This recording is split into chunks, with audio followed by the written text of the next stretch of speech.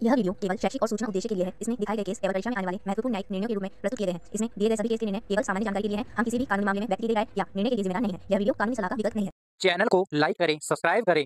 Dictation की गति रहेगी 100 शब्द प्रति मिनट। डिक्टेशन स्टार्ट होगी 5 सेकंड बाद। हरिहर काका के यहाँ से मैं अभी अभी लौटा हूँ विराम। कल भी उनके यहाँ गया था, लेकिन न तो वह कल ही कुछ कह सके और न आज ही विराम। दोनों दिन उनके पास मैं देर तक बैठा रहा, लेकिन उन्होंने कोई बातचीत नहीं की विराम। जब उनकी तबीयत के बारे में पूछा तब उन्होंने सिर उठाकर एक बार मुझे देखा विराम, फिर सिर झुकाया तो दोबारा मेरी ओर नहीं देखा विराम। हालांकि उनकी एक ही नज़र बहुत कुछ कह गई विराम। जिन यंत्रणाओं के बीच वह गिरे थे और जिस मन स्थिति में जी रहे थे, उसमें आंखें ही बहुत कुछ कह देती हैं। मुंह खोलने की जरूरत नहीं पड़ती विराम पैरा। हरिहर काका की जिंदगी से मैं बहुत गहरे में जुड़ा हूँ विराम। अपने गांव में जिन चंद लोगों को मैं सम्मान देता हूँ, उनमें हरिहर काका भी एक हैं विराम। हरिहर काका के प्रति मेरी आसक्ति के अनेक व्यवहारिक और वैचारिक कारण हैं विराम। उनमें प्रमुख कारण दो हैं विराम। एक तो यह कि हरिहर काका मेरे पड़ोस में रहते हैं और दूसरा कारण यह कि मेरी माँ बताती है कि हरिहर काका बचपन में मुझे बहुत दुलार करते थे विराम। अपने कंधे पर बैठाकर घुमाया करते थे विराम। एक पिता अपने बच्चे को जितना प्यार करता है, उससे कहीं ज़्यादा प्यार हरिहर काका मुझे करते थे विराम। और जब मैं सयाना हुआ तब मेरी पहली दोस्ती हरिहर काका के साथ ही हुई विराम।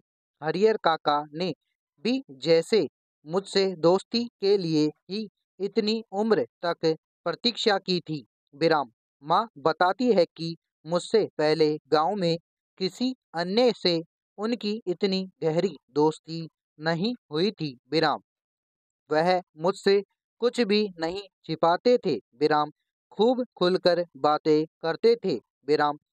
लेकिन फिलहाल मुझसे भी कुछ कहना उन्होंने बंद कर दिया है विराम। उनकी इस स्थिति ने मुझे चिंतित कर दिया है विराम। जैसे कोई नाव बीच मझधार में फंसी हो और उस पर सवार लोग चिल्लाकर भी अपनी रक्षा न कर सकते हों विराम, क्योंकि उनकी चिल्लाहट दूर तक फैले सागर के बीच उड़ती गिरती लहरों में विलीन हो जाने के अतिरिक्त हो क्या सकती है विराम। मौन होकर जल समाधि लेने के अतिरिक्त कोई दूसरा विकल्प नहीं विराम। लेकिन मन इसे मानने को कतई तैयार नहीं विराम। जीने की लालसा की वजह से बेचैनी और झटपटाहट बढ़ गई हो, कुछ ऐसी ही स्थिति के बीच हरिहर काका गिरे हुए हैं विराम पैरा। हरिहर काका के बारे में मैं सोचता हूँ तो मुझे लगता है कि वह यह समझ नहीं पा रहे हैं कि कहे तो क्या कहें। अब कोई ऐसी बात नहीं जिसे कहकर वह हल्का हो सके विराम। कोई ऐसी उक्ति नहीं जिसे कहकर वे मुक्ति पा सके विराम। हरिहर काका की स्थिति में मैं भी होता तो निश्चय ही इस गूंगेपन का शिकार हो जाता विराम पैरा। हरिहर काका इस स्थिति में कैसे आ फंसे, यह कौन सी स्थिति है, इसके लिए कौन जिम्मेदार है, यह सब बताने से पहले अपने गांव का और खासकर अपने गांव की ठाकुरवासी का संक्षिप्त परिचय मैं आपको दे देना उचित समझता हूँ, क्योंकि उसके बिना तो यह कहानी अधूरी ही रह जाएगी। विराम पैरा। मेरा गांव कस्बा शहर आरा से 40 किलोमीटर की दूरी पर है। विराम हसन बाजार बस स्टैंड के पास। विराम गांव की कुल आबादी 2,500-3,000 होगी। विराम गांव में 3 प्रमुख स्थान हैं।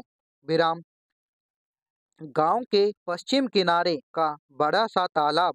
विराम गांव के मध्य स्थित बरगद का पुराना वृक्ष और गांव के पूर्व में ठाकुर जी का विशाल मंदिर, जिसे गांव के लोग ठाकुरबासी कहते हैं। विराम पैरा। गांव में इस ठाकुरबासी की स्थापना कब हुई, इसकी ठीक ठीक जानकारी किसी को नहीं। विराम इस संबंध में गांव में जो कहानी प्रचलित है वह यह कि वर्षों पहले जब यह गांव पूरी तरह बसा भी नहीं था, कहीं से एक संत आकर इस स्थान पर झोपड़ी बना रहने लगे थे। विराम वह सुबह शाम यहाँ ठाकुर जी की पूजा करते थे। विराम लोगों से मांग कर खा लेते थे और पूजा पाठ की भावना जागृत करते थे। विराम बाद में लोगों ने चंदा करके यहाँ ठाकुर जी का एक छोटा सा मंदिर बनवा दिया। विराम फिर जैसे जैसे गांव बसता गया और आबादी बढ़ती गई, विराम मंदिर के कलेवर में भी विस्तार होता गया। विराम लोग ठाकुर जी को मनोती मानते कि पुत्र हो, मुकदमे में विजय हो, लड़की की शादी अच्छे घर में तय हो, लड़के को नौकरी मिल जाए। विराम फिर इसमें जिनको सफलता मिलती वह खुशी में ठाकुर जी पर रुपए जेवर अनाज चढ़ाते। विराम अधिक खुशी होती तो ठाकुर जी के नाम अपने खेत का एक छोटा सा टुकड़ा लिख देते। विराम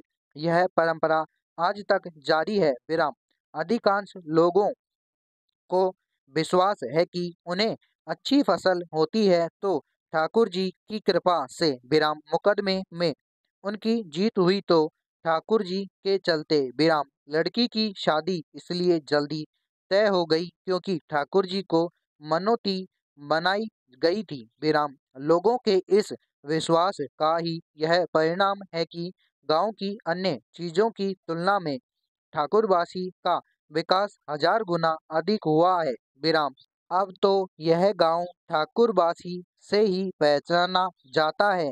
यह ठाकुरबासी न सिर्फ मेरे गांव की एक बड़ी और विशाल ठाकुरबासी है, बल्कि पूरे इलाके में इसकी जोड़ ही दूसरी ठाकुरबासी नहीं। विराम पैरा। ठाकुरवासी के नाम पर 20 बीघे खेत हैं।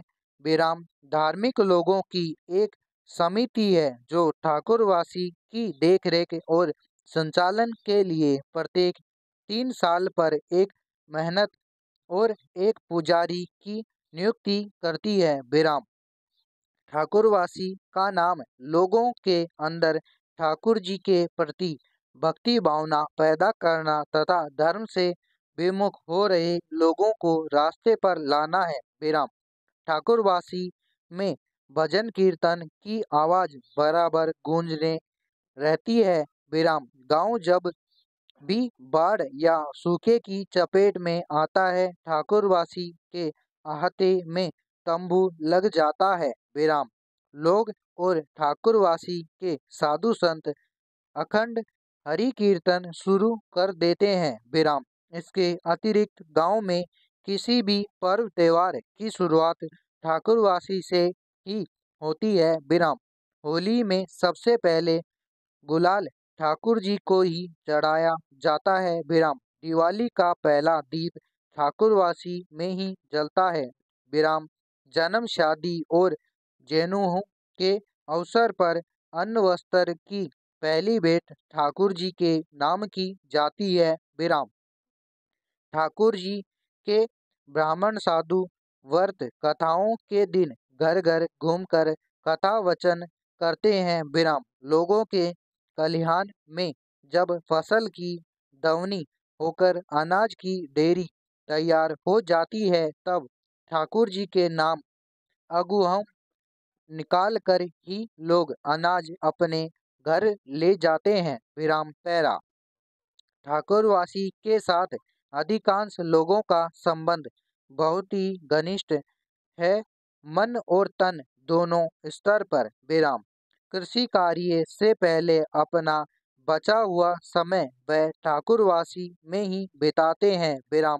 ठाकुरवासी में साधु संतों का प्रवचन सुन और ठाकुरवासी का दर्शन कर वे अपना यह जीवन सार्थक मानते और मानने लगते हैं। विराम समाप्त।